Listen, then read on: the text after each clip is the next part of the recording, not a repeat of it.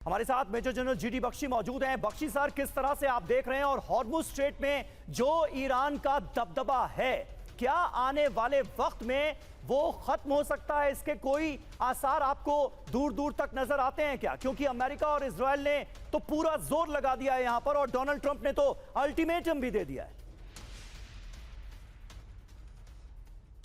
नहीं, अल्टीमेटम दे दें, ईरान ने भी कह दिया है कि अगर आपने हमारे ऑयल और गैस रिजर्व्स को बर्बाद किया तो जो डीसैलिनेशन प्लांट्स हैं पर्शियन गल्फ में हम सबको ख़त्म कर देंगे। देखिए साहब, याद रहे कई देश गल्फ के 60% 80% डीसैलिनेटेड वाटर पिलाते हैं अपने लोगों को। पानी के बगैर तो एक दिन में त्राहिमाम शुरू हो जाएगा साहब वहाँ। वो फिर डोनाल्ड ट्रंप साहब के गुणगान नहीं करेंगे, वो गाली गलौज पे आ जाएंगे और उनके सरकारों को खतरा पड़ सकता है। तो सोच समझ के करें। डोनाल्ड ट्रंप साहब जो करें वो स्ट्रैटेजी बनाए बगैर अटैक कर दिया है, क्या कहते हैं, वॉर ऑफ चॉइस कर दी है और अब लेने के देने पड़ रहे हैं। गल्फ ऑफ ईरान को खोलना इतना आसान नहीं है।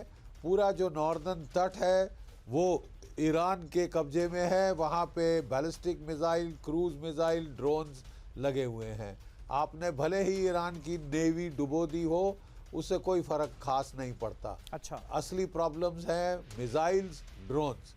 उनका आप क्या करोगे? वो 6 लाख फौज अपनी लगा रहा है इस पे कि जो भी 5,000 मरीन आने हैं वो आ जाए। अब 6,000 मरीन और 5,000 मरीन और 6 लाख ईरान की आर्मी है, 2 लाख की उनके IRGC के कमांडर हैं और लाखों और पसीज हैं। तो ये ग्राउंड वॉर तो साहब महंगी पड़ सकती है।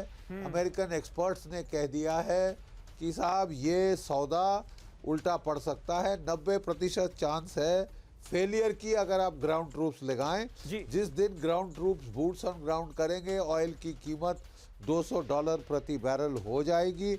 और मैं आपको बता दूं कि वो जो अमेरिका के नेशनल इंटेलिजेंस के जो बॉस हैं, जिनका नाम मैं आपको बता दूं, रॉबर्ट केलान, डायरेक्टर नेशनल इंटेलिजेंस, उन्होंने भी रिज़ाइन कर दिया है।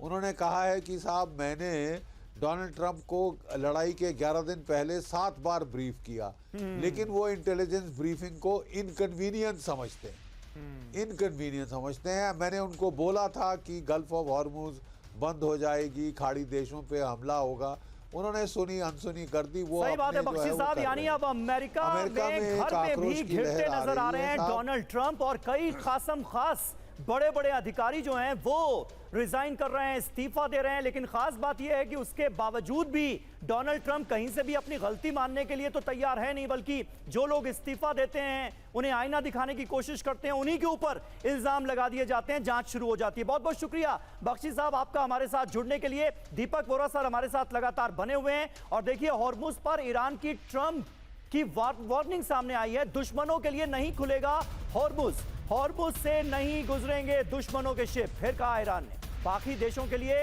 हॉर्मुज का रास्ता खुला है।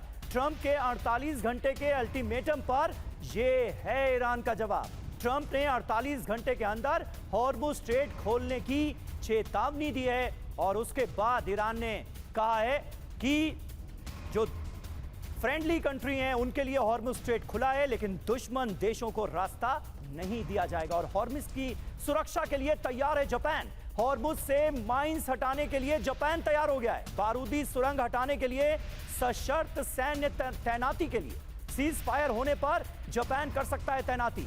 हॉर्मुज स्ट्रेट पर जापान का 90% तेल आयात निर्भर। और हॉर्मुज स्ट्रेट में कार्गो शिप के वीडियो सामने आए हैं। जापान की PM का वीडियो भी हम आपको दिखाते हैं। तो देखिए, ईरान का नया खतरनाक प्लान जो है वो तैयार हो गया है। ईरान के स्लीपर सेल और ड्रोन हमलों की वार्निंग सामने आई है। हॉर्मुज स्ट्रेट बंद कर वैश्विक तेल सप्लाई पर वार किया जाएगा। मिसाइल और प्रॉक्सी हमलों से दबाव बनाने की रणनीति पर काम हो रहा है। सीधी जंग नहीं बल्कि लंबी और थकाऊ जंग की प्लानिंग है। और एम्बेसडर वोरा हमारे साथ मौजूद हैं। वोरा साहब, क्या आपको लग रहा है कि पहले तो ये आसार भी नहीं जताए जा रहे थे कि ये जंग इतनी लंबी खिंचेगी, क्योंकि अमेरिका और इजराइल जैसे ताकतवर देश जो हैं वो ईरान के साथ ये लड़ाई लड़ रहे हैं। क्या आज ईरान अपने मकसद में आपको कामयाब होता हुआ नजर आ रहा है, जो उसका मोटिव था कि ये जंग किसी तरह से लंबी खींची जाए ताकि प्रॉब्लम्स इजराइल और अमेरिका के अंदर भी शुरू हों? आपने बहुत इंटरेस्टिंग क्वेश्चन पूछा है, और अभी आपने बताया था कुछ देर पहले कि अमेरिका के कुछ लड़ाकू विमान गिर गए हैं। इजराइल के बारे में कोई चर्चा नहीं है, मेरे नहीं ख्याल उनका कोई विमान गिरा है। तो ये लगता है कि अमेरिकन प्लेन्स वहां पर गिरे हैं। ईरान का मकसद क्या था तब, आज और कल? आज और कल मकसद ये है कि इजराइल को धरती से मिटा दिया जाए। मार खाता जा रहा है। ये कहना कि अगर वो कामयाब हुआ है, सर ये नहीं मैं मानता कि वो कामयाब हुआ है। इजराइल अमेरिका का मकसद था इसकी न्यूक्लियर फैसिलिटीज को खत्म कर दो, मिसाइल इसकी जो कैपेबिलिटी है उसको खत्म कर दो और हॉर्मुज को खोल दो। तो पहले दो में तो मेरे काफी हद तक कामयाब हो गए। अब रशिया मिसाइलें दे रहा है या एंटी मिसाइल सिस्टम दे रहा है, मैं कुछ नहीं कह सकता। अब जापान भी जो आ रहा है हॉर्मुज को खोलने के लिए, शुरू में तो सबने मना कर दिया था नेटो देशों ने, अब 6 तैयार हो गए आने के लिए। इसका मतलब ये जंग में नेटो भी अब आने लगे, क्योंकि उन्हें कहा भी ट्रंप को नाराज करने का क्या फायदा है, ये तो किसी की सुनेगा नहीं, ये करता जाएगा। अब हम भी जो है, जो हमें करना है बताना कि भाई हम भी आपके साथ हैं, वो हम कर दें। तो मुझे लगता है और मार पड़ने वाली है ईरान को अगले 24 घंटे में।